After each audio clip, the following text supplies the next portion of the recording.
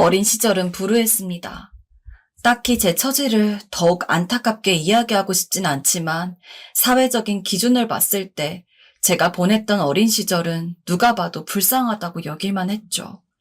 매일같이 술에 취해서 엄마를 때리려 난리를 치는 아빠, 그리고 그런 아빠를 피해서 매일같이 도망갔던 엄마, 그 사이에 애매하게 낀 두 딸, 그중 장녀가 저였으니까요.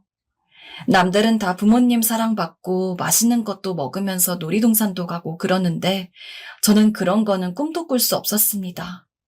그저 하루하루 오늘은 제발 아빠가 술을 안 마시길, 아빠가 엄마 때리지 않길, 이런 소박한 것들만 바라며 집에 가는 게 전부였죠. 게다가 제가 장녀로서 아래에 동생이 하나 있었다는 것 또한 저에게는 무척이나 버거웠습니다. 동생은 저와 5살 차이가 났는데 엄마는 동생을 돌볼 생각은커녕 그저 아빠로부터 벗어나는 것에만 신경 쓰느라 전전긍긍했고, 당연히 아빠는 육아에 일절 관심을 두지 않았으며 오로지 술밖에 모르는 사람이었으므로 동생을 돌보는 것은 제 몫이었어요. 친구를 사귈 시간도 힘들게 사귄 친구랑 놀이터에서 잠깐 그네를 탈 시간도 없었습니다. 제가 빨리 들어가지 않으면 그만큼 동생이 방치당하는 것이었으니까요. 언니가 밥 바로 차려줄게. 조금만 기다려봐. 저는 10살 무렵부터 밥을 하는 법과 빨래를 하는 법을 혼자 배워야 했고, 이를 이용해서 동생을 돌봤습니다. 처음에는 어설펐지만 매일같이 집안일을 하다 보니 언젠가부터는 어지간한 주부를 능가할 정도였어요. 엄마는 그런 저를 보면서 안쓰러워하긴 했지만 본인이 나서서 무언가를 할 생각은 못했습니다. 그렇게 저는 고등학교에 들어갈 나이가 되었습니다. 처음에는 힘들었던 동생 돌보기도 동생이 조금 크고 말귀를 알아들을 때가 되고 나서부턴 그리 어렵지 않았어요.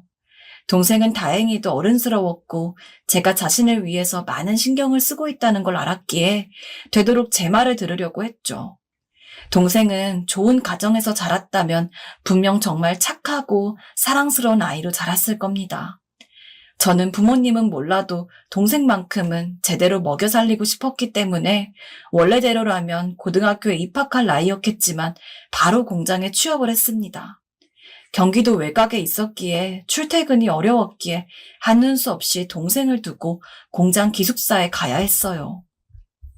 엄마, 제발 동생 좀 잘 봐주세요. 제가 생활비는 붙여드릴 테니까 아빠 술 먹는 것도 좀 막아주시고요. 불안했지만 제가 할 수 있는 방법은 그것밖에 없었습니다. 그래도 이렇게까지 하는데 엄마가 동생을 잘 돌볼 거라고 믿는 것이 최선이었어요. 그렇게 저는 홀로 먼 곳까지 나가 매달 쓸 최소한의 생활비 20만 원을 제외하고는 전부 집으로 보냈습니다. 매일매일이 지겹고 힘든 나날이었지만 게으름 부릴 시간이 없었습니다. 저는 동생을 돌보아야 했고 더불어 아무도 신경을 쓰지 않는 집안까지 책임져야 했으니까요.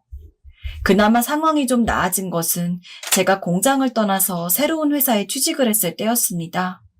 공장보다는 조금 급여가 덜했지만 여유 시간은 훨씬 많았기 때문에 저는 그 사이에 짧게나마 다른 일을 하면서 좀 더 많은 돈을 벌 수가 있었어요. 그렇게 매일같이 돈에 대한 이야기만 하면서 어떻게든 좀 더 먹고 살려고 아등바등하는 저에게도 사랑이라는 것이 찾아왔습니다. 같은 회사에서 일하는 2살 어린 남자 직원이었어요. 그리고 저의 첫 남자친구가 되어주었고요. 제가 곤란에 처할 때마다 자기 일처럼 나서서 도와주었기 때문에 저도 나름대로 호감을 가지고 있었는데 어느 날 저에게 그러더군요. 누나, 나랑 사귀어 볼래요? 인생에서 처음으로 받아보는 고백이었습니다. 그리고 인생에서 처음으로 제가 누군가를 좋아해보기도 했죠. 정말 기뻤지만 있는 그대로 받아들일 수도 없는 노릇이었습니다. 고백해준 건 고마워. 하지만 난 지금 너뿐만 아니라 누구랑도 사귈 수가 없어. 하지만 남자친구는 절대 굴하지 않았습니다.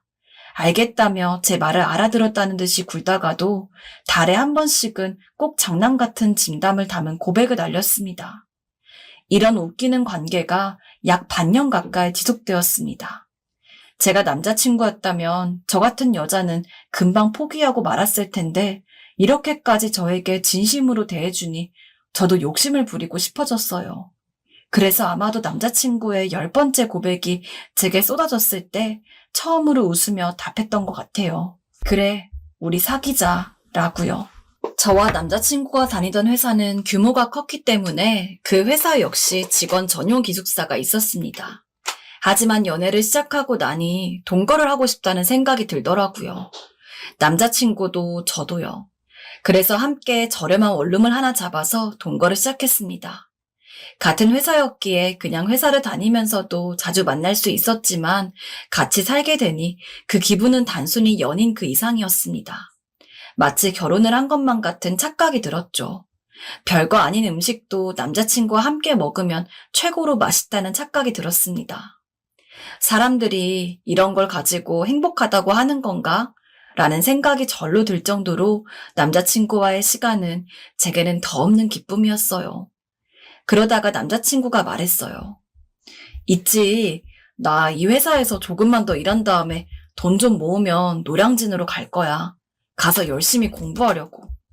노량진에서 공부를? 응, 나 공무원이 꿈이거든. 부모님도 내가 어릴 때부터 계속 공무원이 되기를 바라시기도 했고, 나도 공무원이 적성에 맞기도 하고. 남자친구는 저와 마찬가지로 집안 형편이 어려웠기에 저와 함께 다니는 회사에서 좀 더 일을 한 뒤 돈을 모아서 공무원 공부를 제대로 해볼 생각이었나 보더라고요. 그 이야기를 듣곤 바로 집에, 정확히는 매달 제가 보내는 돈만 믿고 여전히 술만 마시던 아버지에게 전화를 했지요. 나 이제부터 내 인생 살 거니까 아빠도 알아서 살아요. 이제 성미도 성인이고 더 이상 성미 때문에 돈을 주는 일은 없을 거예요. 그리고 나 이 정도면 할 만큼 했잖아요. 이젠 저도 진짜 내 인생을 살고 싶어요. 제 말에 분노한 아빠가 제가 있는 회사까지 와서 난동을 부리려 했지만 제가 경찰까지 부르며 강경하게 대응하니 소용이 없었죠. 그리고 여전히 착한 동생은 제 사정을 전부 이해해 주었습니다. 언니가 그동안 나 돌보느라 고생 많았던 거 다 알아. 이제 더 그럴 필요 없어. 엄마랑 나랑 둘이 알아서 잘 살아갈게. 그래도 가끔씩 같이 밥 먹어줄 거지? 솔직히 제 행복을 위해 나서면서도 동생에게 미안한 마음이 아예 없지는 않았습니다. 제가 조금 더 희생하면 동생은 보다 더 나은 상황에서 지낼 수 있었을 텐데 그러지 않았기에 더 일찍 홀로서야 했던 거니까요. 하지만 동생이 아무런 망설임 없이 저를 위하는 말을 해주었기에 마음의 짐을 덜 수 있었습니다. 나 이제 집에 돈 안 보내기로 했어. 자기 공무원 준비 내가 도울 테니까 지금부터라도 본격적으로 준비해봐. 그리고 저는 바로 남자친구에게 말했죠. 제가 공무원 준비 뒷바라지를 하겠다고요. 하지만 남자친구는 정색을 하며 절 위해 돈을 모으라고 했습니다. 절 위해주는 마음을 모르진 않았습니다만 그때 저는 정말로 저보다 남자친구가 더 중요했어요. 그렇기 때문에 매달 큰돈이 들어가는 공무원 학원 역시 제 돈으로 다니게 해준다고 생각했던 거고요. 제가 몇 번이고 공무원 이야기를 하니 남자친구는 어쩔 수 없이 제 제의를 승낙했습니다. 알겠어. 그러면 나 노량진으로 가서 공무원 준비 열심히 할게. 합격하고 나면 우리 정식으로 결혼하자. 정말 사랑해. 고마워. 일은 프로포즈였지만 결혼해서 부부로 함께 살아갈 미래만 믿고 저는 열심히 남자친구를 믿어줬습니다. 공부에 집중해야 하는 만큼 만나는 것도 한 달에 2번이면 충분히 많이 만났다고 생각할 정도였습니다. 만날 때면 남자친구는 이번에 민법 위주로 공부했는데 너무 어렵더라 라며 구체적으로 어떤 공부를 하는지 알려주기도 했고 학원에서 같이 밥을 먹는 친구들에 대해서 이야기를 하기도 했습니다. 예전만큼 자주 못 만나는 탓에 종종 외롭기는 했지만 저보다 남자친구가 더 힘들 것이었기 때문에 한 변도 불평하지 않고 남자친구랑 만날 때면 몸보신하라고 보약을 사주기도 하고 새 옷을 사주기도 하면서 정말 정성을 다했습니다. 그 기간이 무려 5년이었어요. 딱 5년째가 되던 해 남자친구는 몇 번의 낙방 끝에 드디어 공무원 시험에 합격을 했고 이제 발령만 받으면 끝나는 정식 공무원이 되었습니다. 당신 덕분에 해낼 수 있었어. 이제 나랑 결혼해주라. 결혼식은 금방 끝났습니다.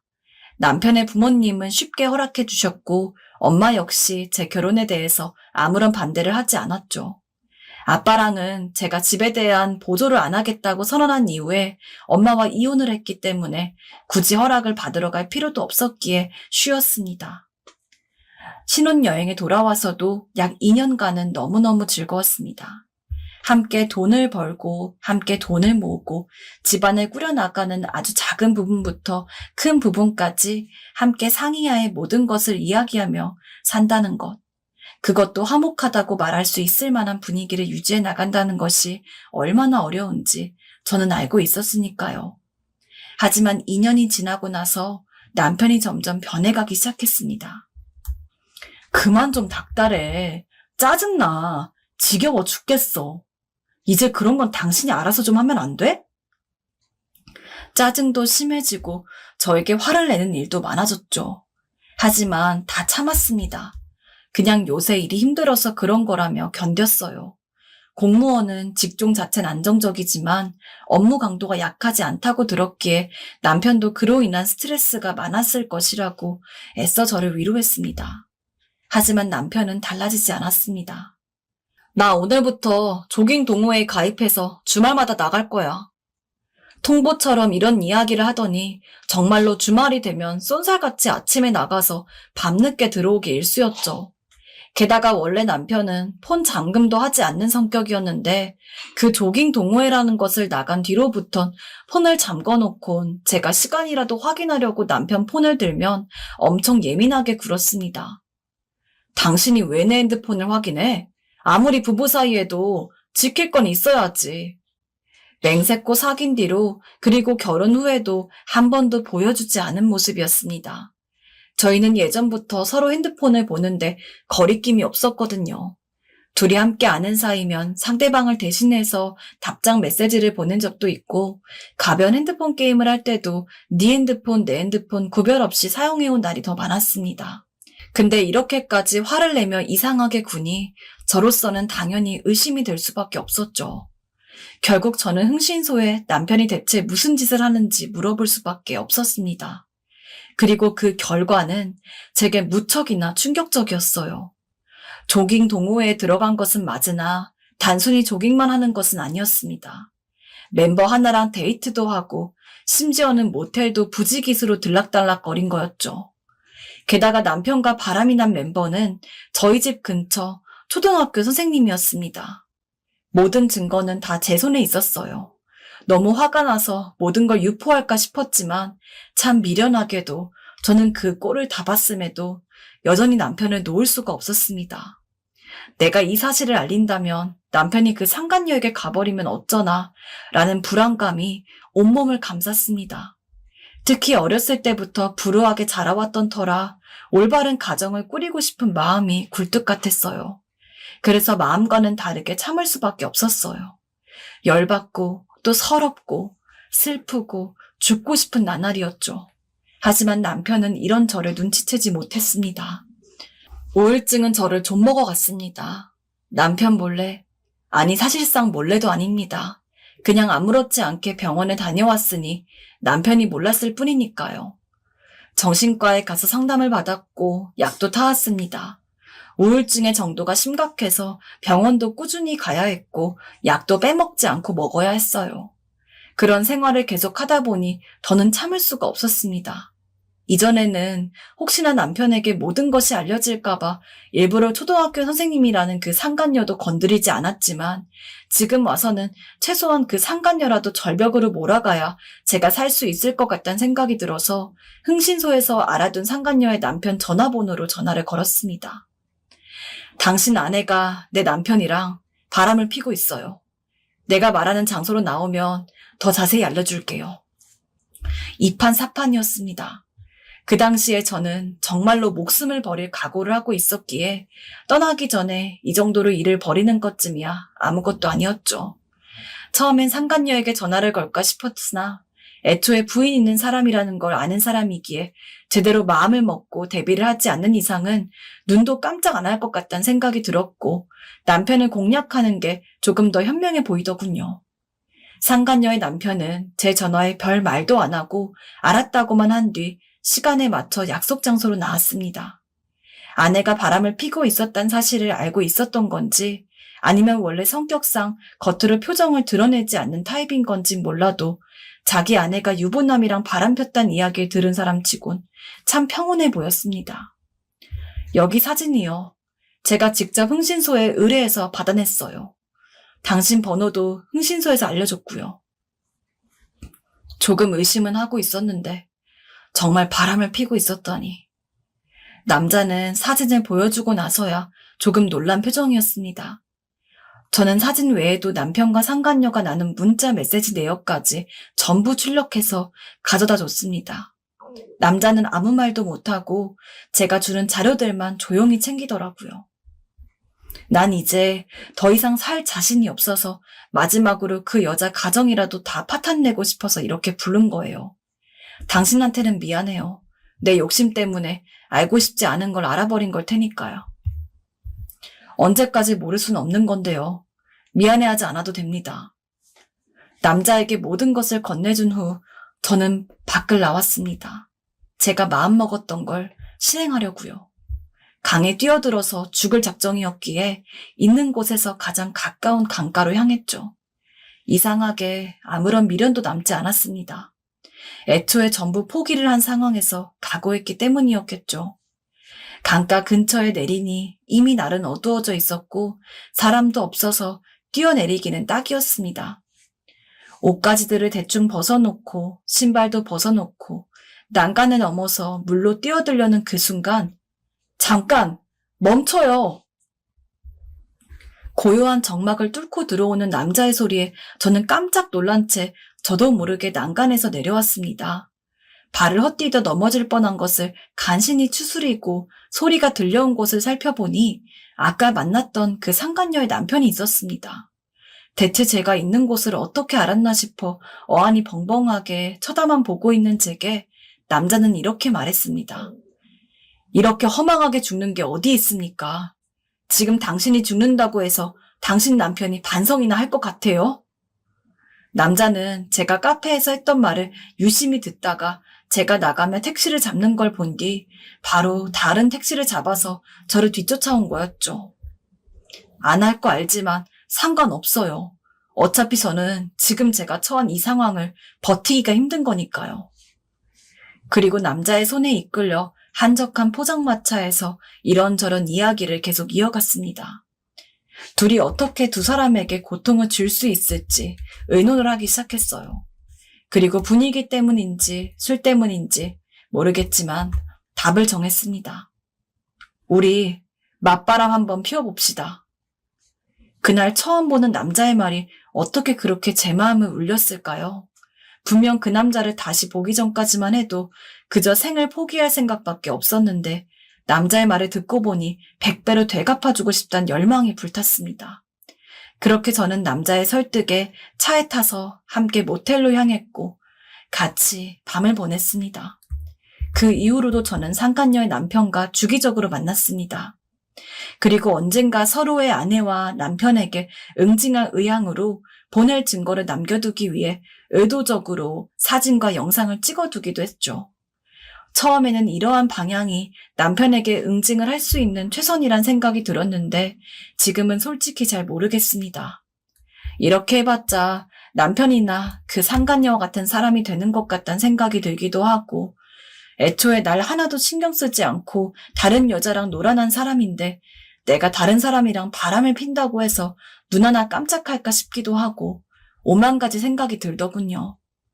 지금은 그날로부터 약 한 달 정도가 지났는데 아직도 저는 아무런 움직임도 취하지 못하고 있습니다. 이러한 제 마음에 대해서 상간녀 남편에게 이야기를 했는데 그 남자는 그건 당신 마음이 약해져서 그래요. 본격적으로 준비한다면 분명 당신 남편도 당신과 같은 충격을 받을 거예요. 라며 저를 복돋아주고 있긴 하지만 여전히 저는 잘 모르겠습니다. 지금에서라도 이 행동들을 그만두어야 할지 아니면 차라리 마음을 굳세게 먹고 상간녀 남편과 이런 식으로 남편에게 몇 배로 되갚아줘야 할 방법을 떠올려야 할지 고민이 됩니다. 제 사연을 끝까지 들어주셨다면 제가 어떻게 행동해야 할지 부디 조금이라도 조언을 주셨으면 좋겠습니다. 두 번째 사연입니다. 사연자분, 자칫하면 가족이 해체될 수 있는 위험한 상황에 처해 계시는데요. 어떻게 하면 좋을지 해결 방법을 여쭤보십니다. 우리 청취자분들이 같이 머리를 모아 의견을 말해드리면 어떨까요? 자, 그럼 이야기 얼른 들려드리도록 할게요.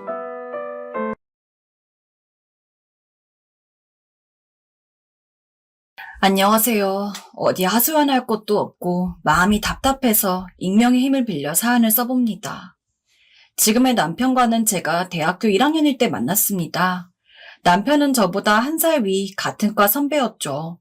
저희 학교 전공 중 하나는 멘토 멘티라는 제도가 있었는데 같은 수업을 듣는 고학번 선배 한 명이 저학번 후배 한 명을 맡아 공부를 함께하는 거였습니다.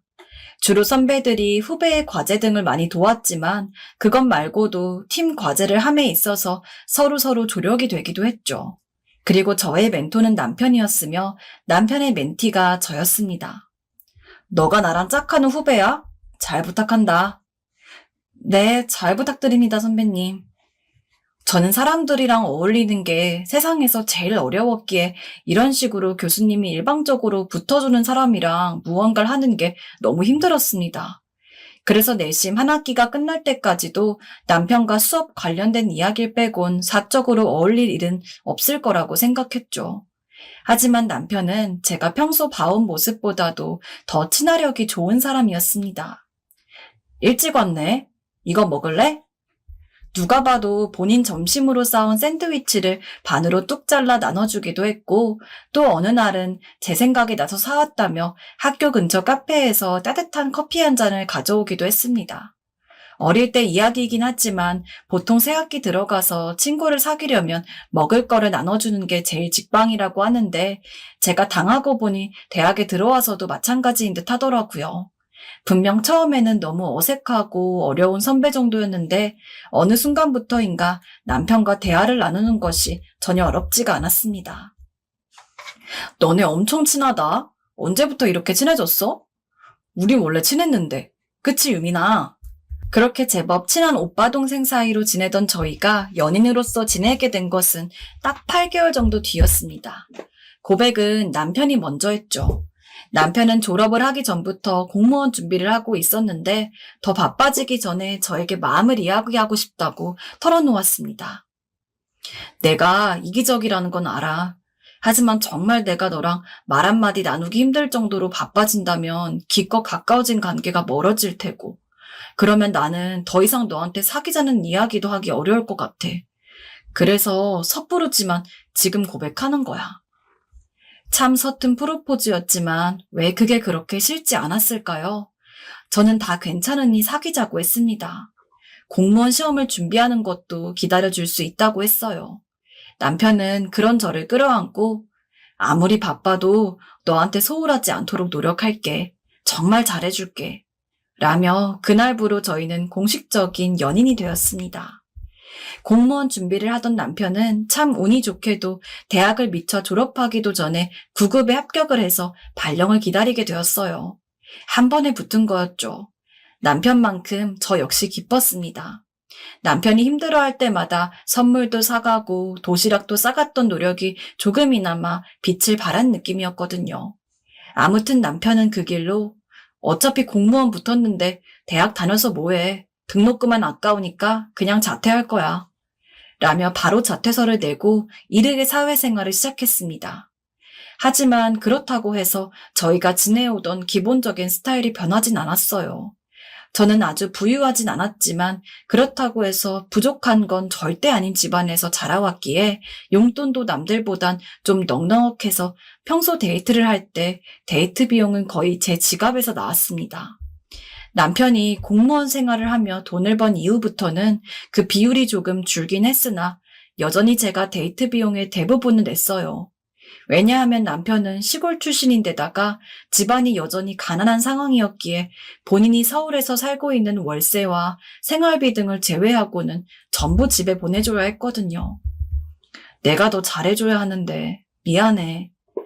남편은 종종 이런 이야기를 하곤 했지만 저는 괜찮았습니다. 이르지만 결혼을 약속한 사이였기에 그 정도 지출은 제게 큰 문제가 되지 않았죠. 그렇게 남편이 열심히 공무원으로서 경력을 쌓고 저도 대학을 졸업하고 제대로 직장을 갖추게 되자 돈을 모으는 일이 조금 더 쉬워졌습니다. 그렇게 3년 정도가 흘렀습니다. 대출을 받으면 적당한 아파트 전세를 얻을 만큼 돈도 모였고 이제 슬슬 저도 부모님에게 인사를 드리러 가야 할 것 같은 타이밍이었습니다. 오빠, 이제 우리 결혼 준비 제대로 해볼까? 시간 되면 우리 집에 와. 부모님 인사시켜 드릴 테니까. 그래, 내가 먼저 너희 부모님한테 인사드리고 그 이후에는 네가 우리 집에 인사 와. 그 뒤에는 제대로 상견례 가지고 우리 식장은 어떻게 할지, 집은 어디 얻을지 그런 거 하나하나 다 같이 알아보자. 부모님에게 인사를 드리는 일은 생각보다 금방금방 끝났습니다. 저희 부모님은 대학을 졸업하기도 전에 남편이 공무원을 합격했다는 것을 굉장히 흡족하게 보셨어요.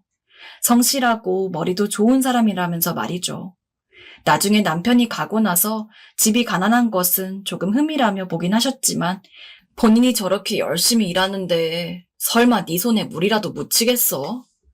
라며 결국에는 흔쾌히 결혼을 허락해 주셨습니다. 남편의 부모님 역시 저를 마음에 들어 하셨어요. 집안이 나름대로 넉넉한 것 또한 장점이라며 우리 아들이 많이 부족한데 잘 부탁한다. 라고 얼른 상견례 날짜를 잡아보자며 성화를 부리셨을 정도였습니다. 연인에서 부부가 된다는 것은 제 생각보다 많은 것들이 달라졌습니다. 이전에도 간혹 여행을 가면 하루 이틀 함께하곤 했지만 부부라는 이름으로 매일같이 같은 집, 같은 방을 쓴다는 것은 참 색다른 기분이었어요. 하지만 무엇보다도 결혼을 하면서 생긴 가장 큰 변화가 있다면 바로 남편이 공무원을 그만둔 것이었습니다. 주변 사람들은 남편이 공무원을 그만두었다고 말할 때마다 그 좋은 직장을 왜 그만두냐며 안타까워했지만 이유를 말해주면 다들 아 하면서 바로 납득했어요. 남편이 공무원을 그만둔 이유는 바로 저희 친정가족 때문이었어요. 정확히는 친정가족이 차려준 가게 때문이죠. 저희 부모님은 공무원도 물론 좋지만 돈 버는 거 생각하면 사업 성공하는 게 제일이잖아. 우리가 가게 하나 차려줄 테니까 이서방 혹시 공무원 그만두고 사업해볼 생각 없어? 라면서 남편에게 권유를 했어요. 남편은 꽤 어린 시절부터 오로지 공무원 하나만 보고 달려왔기에 사업은 전혀 생각을 해보지 않은 상황이었습니다. 그래서 결혼식 당일까지 그 문제에 대해서 고민을 했던 것 같아요. 하지만 역시 안정적인 수입보다는 큰 돈을 버는 것이 더 좋은지 남편은 부모님의 제의를 받아들이고 공무원을 그만둔 뒤 사업을 하게 되었죠. 장모님, 장인어른 정말 감사합니다. 꼭 성공해서 실망시켜드리지 않을게요. 처음에는 자신이 제대로 가게를 꾸려나갈 수 있을지 반신반의하던 남편은 자신감과는 별개로 자기만의 가게가 생겼다는 게 엄청 기분 좋아 보였습니다. 인테리어며 뭐며 본인이 다 알아서 하나하나 꾸몄고 가게가 본격적으로 열고 나서는 자진해서 공부를 새로 하며 어떻게든 가게를 넓혀나가기 위해 노력했어요. 게다가 의외로 남편이 장사수완 같은 게 생각보다 좋아서인지 가게는 짧은 시간 내에 금방 확장할 수 있었죠. 처음에는 제법 작았던 가게가 몇 달, 길게는 1년에 한 번씩 조금씩이나마 크기를 키워갔으니 무척 놀라웠죠. 저 역시 남편이 많은 돈을 벌고 가게를 일구면서 행복해하는 모습을 보면서 같이 기뻤습니다. 남편의 행복이 곧 저의 행복이었으니까요. 하지만 제가 누리는 행복은 몇 년 가지 않았습니다. 남편의 사업에 문제가 있던 것은 아니었어요. 오히려 남편의 가게는 이전보다 더욱 커져서 직원을 몇 명 둘 정도로 성장했으니까요. 문제가 있던 것은 남편이었습니다. 그래도 분명 일을 할 때 빼곤 가정에 충실하며 언제나 저를 사랑해 주었던 남편이 이전과는 다른 모습을 보이기 시작했습니다. 당신 왜 이렇게 늦게 들어왔어? 친구들이랑 술 좀 마시느라. 그런 거면 미리 이야기를 해줬어야지. 말도 없이 늦게 들어오면 당연히 걱정하잖아. 안 그래? 뭘 그런 거 가지고 일일이 다 전화를 해. 그냥 늦으면 늦는 거지. 전에는 조금만 늦게 들어와도 메시지며 전화며 이런저런 걸 다 남겨놓는 사람이 남편이었는데 이제는 전부 귀찮다는 듯이 굴더라고요. 게다가 그리 좋아하던 가게도 전부 직원들에게 맡겨놓곤 자기는 한 달에 한 번 나갈까 말까 하질 않나. 또 언제는 생전 안 하던 외박까지 하질 않나. 어떤 땐 일찍 들어와서 다행이다 싶으면 입고 있던 옷에서 낯선 여자 향수 냄새가 나는 날이 많았습니다. 저는 향수를 쓰지 않는 편이었기에 더 명확히 알 수 있었습니다. 참다가 무슨 여자 향수 냄새가 나냐고 하면 손님이 옆에 있다가 묻어왔나 보지 라며 심드렁이 이야기하는 게 전부인 남편이었고 저는 점점 어떠한 말을 해야 할지 감을 잡지 못했습니다. 저와 더는 대화를 하고 싶어 하지 않는 느낌이었으니까요. 게다가 나중에 가서는 더 충격적인 소식도 알게 되었습니다. 남편이 핸드폰을 2개를 쓰고 있었고 그중 하나는 상간녀와의 알콩달콩한 사랑을 나눈 메시지가 잔뜩이었다는 것이었죠. 그전까지는 그냥 저의 과한 기우라고 생각하고 넘어갔지만 이렇게 명확한 증거까지 있는 상황에선 그냥 넘어갈 수는 없었습니다. 저는 바로 핸드폰을 들고 부모님에게 전화를 걸었어요. 남편이 다른 여자랑 바람을 피웠어요. 라고 말하기 위해서요. 제 전화에 친정 부모님은 난리가 났습니다. 시댁 식구들까지 다 불러와서는 저희 친정집에 다 모였어요. 남편은 저희 부모님과 제 앞에 무릎을 꿇고 앉아 있었죠. 기껏 성실히 사는 것 같아서 돈 많이 벌라고 가게까지 해줬더니 우리 딸을 제대로 챙길 생각은 못할 망정 바람이라니. 이게 말이 된다고 생각합니까, 사돈어른? 죄송합니다. 저희가 아들을 잘못 키웠어요. 얼른 사과해라, 석호야. 잘못했어요. 어머님, 아버님, 여보한테도 미안해. 손이 다 닳도록 싹싹 비는 꼴을 보고서도 솔직히 분은 안 풀렸습니다. 하지만 시댁 식구들과 친정 부모님까지 한 번 정도는 용서해달라고 하니 정말 꾹 참고서 또 이런 일 생기면 다음엔 얄짤 없을 줄 알아. 하고 못을 바꾼 남편과 함께 다시 집으로 돌아왔습니다. 그 일이 생긴 뒤로 남편은 확실히 겉보기엔 이전과 다르게 다시 처음처럼 성실한 남편의 모습을 되찾은 것처럼 굴었어요. 제게 주겠답시고 아무런 기념일도 아닌데 꽃이며 케이크를 사와선 그냥 당신 생각나서 라며 선물을 주기도 했고 쓸데없이 바깥에 나가거나 혹은 평소보다 조금 늦게 들어오는 날이면 칼같이 문자로 어떤 이유로 늦는지 알려줬습니다. 하지만 이미 한번 상처받은 마음과 믿음이 쉽게 돌아오기는 어렵더라고요. 덕분에 저는 직장에 휴직계도 내고 한동안 쉬기로 했습니다.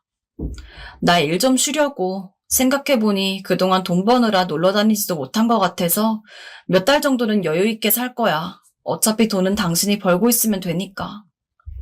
일부러 모질게 말해도 남편은 다 이해한다며 제가 편해질 때까지 쉬라고 이야기를 했어요.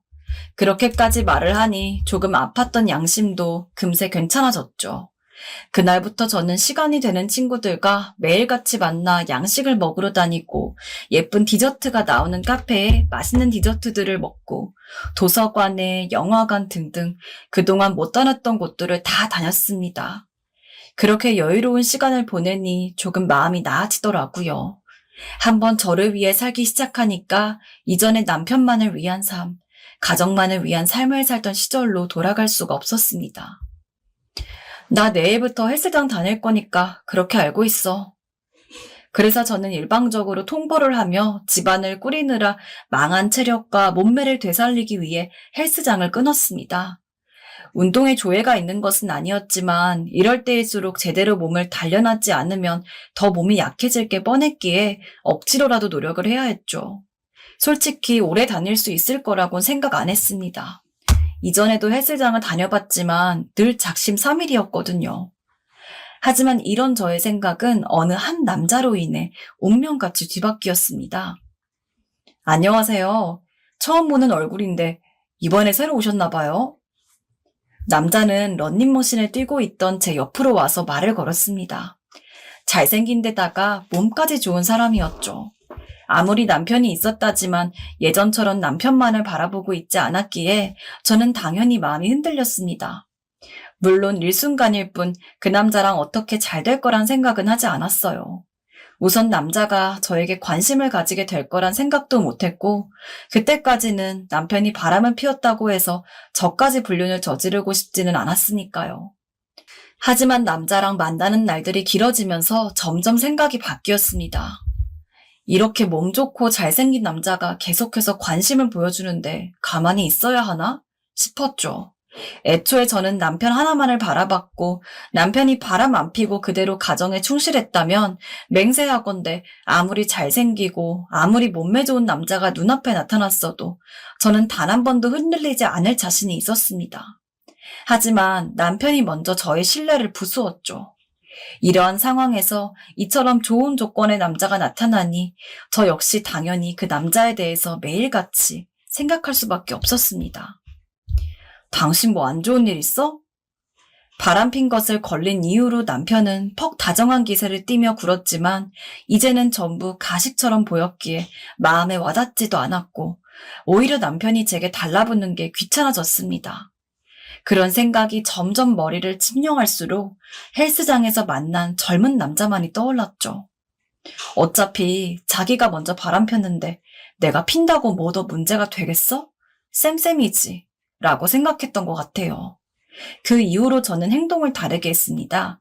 이전에는 남자가 저한테 먼저 말을 거는 것이 아니면 제가 먼저 말을 걸지 않았는데 이제는 먼저 가서 그냥 마음에 들기도 하고 우리 그동안 많이 친해졌는데 이제 번호 주실 수 있어요? 라고 물어보며 남자와 본격적으로 연인 관계를 가지게 되었습니다. 남자는 정말 완벽했어요. 모든 것이 제가 꿈꾸던 그대로였죠. 당신이랑 만나서 너무 다행이야. 남자는 그렇게 자주 사랑을 속삭여 주었습니다. 분명 그 말에 행복했어요. 하지만 뭐 때문일까요? 그런 바람 관계를 1년 이상 지속하다 보니 점점 양심이란 게 찔리더군요. 비록 남편이 먼저 잘못한 것이긴 하지만 제가 새 남자를 바람피는 1년 동안 남편은 변함없이 제게 다정하게 대하려고 노력하고 있어서 더 그랬던 것 같습니다. 게다가 언제부터인가 남자는 제게 소액부터 고액까지 금전적인 대가를 요구하더라고요. 부모님이 좀 아프신데 혹시 200만 원만 빌려줄 수 있어? 내가 이번에 친구 돈 빌려주느라 월세 낼 게 부족해서 그런데 50만 원만. 처음에야 제가 마음에 든 남자이니 당연히 별 부담 없이 해주었지만 빌리는 일만 지속되고 제대로 갚지는 않으니 슬슬 의심이 들었습니다. 돈 때문에 나를 만나는 것이 아닐까 싶어서요. 그래서 그냥 그동안 빌려줬던 돈들은 못 받는 셈 치고 남자랑 헤어진 다음에 저도 이제 제대로 가정에 충실해보고자 모든 관계를 끝내려고 했습니다. 무슨 소리야? 헤어진다니. 내가 당신이랑 왜 헤어져야 해? 난 싫어. 절대 못 헤어져. 당신이 헤어지고 싶어하든 안 헤어지고 싶어하든 상관없어. 난 이제 당신이랑 더는 만나고 싶지 않아. 더는 당신 줄 돈도 없고. 참나. 이대로 헤어지면 내가 가만히 있을 것 같아? 당신 남편한테 전부 말할 거야. 당신이 나랑 1년 넘게 바람 피웠다고. 내가 이런 상황도 대비 안 했을 것 같아? 어이가 없어 아무 말도 못하고 있자니 남자가 기세 등등했습니다. 그리고는 당장 전화를 걸 기세로 핸드폰을 꺼내더군요. 언제 내 남편 번호는 알았나 봤더니 저랑 함께 잔 날 몰래 제 핸드폰을 열어서 남편 번호를 꺼내간 모양이었습니다. 그리고는 말도 안 되는 요구를 하기 시작했습니다. 마지막으로 1억만 건네주면 깔끔하게 헤어져 줄게.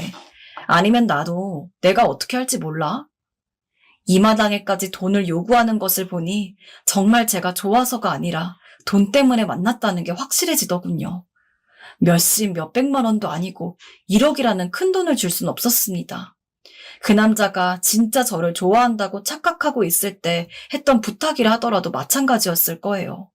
그애 절대 싫다고 했더니 남자는 생각보다 쉽게 물러났고 저는 1억은 그냥 객기의 부린말이라 생각하며 이대로 저희의 관계는 완벽히 끝났다고 확신했습니다.